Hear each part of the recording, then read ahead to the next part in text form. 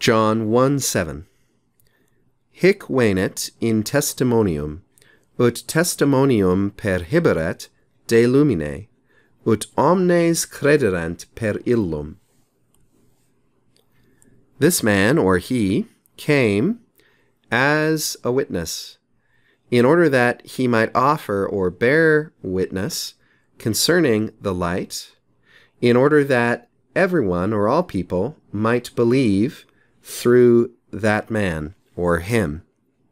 Here John is continuing to describe to us the mission and nature of John the Baptist, forerunner of the Messiah and a man missus Deo, as we saw in the previous verse, a man sent from God. And John wants to answer the question for us, why was he sent? He was sent, first of all, to be a witness or a testimony or a proof. This is in plus the accusative here. And here the Vulgate text mirrors very closely the Greek text, eis martyrion.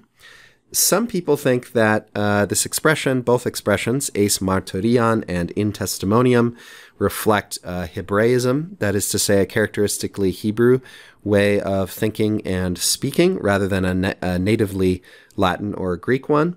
Whether or not that's the case, this is a really good construction for you to get to recognize. It appears more than once in the Vulgate.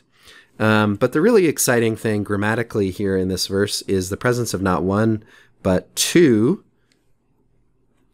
purpose clauses, signaled by the subordinating conjunction ut, and containing a verb, in this case, in the imperfect subjunctive.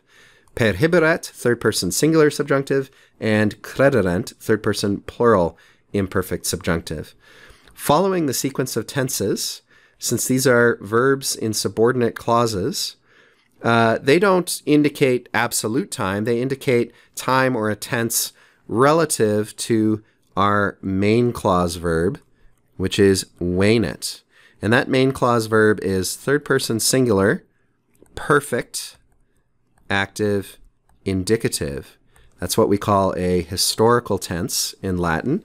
And it means that if it's followed by imperfect subjunctives, those imperfect subjunctives indicate the action of those verbs in the imperfect subjunctive is to be construed as happening at the same time as the action of venit or subsequent to it. So John came in order that he might offer testimony at the time of his coming or subsequently, and in order that everybody might believe at the time of his coming and giving testimony or subsequently. Now, it's worth remembering that ut plus a verb in the subjunctive can also sometimes indicate the presence of a result clause, and we'll have occasion to talk about that in future videos, but here these are indicating purpose or the reason something happens. We might also point out de plus ablative means about or concerning. Here it's acting on the noun lumen, which becomes lumine in the ablative singular. Lumen is more or less a synonym for lux, and of course John has just been telling us about the lux hominum, the light of men, Jesus Christ.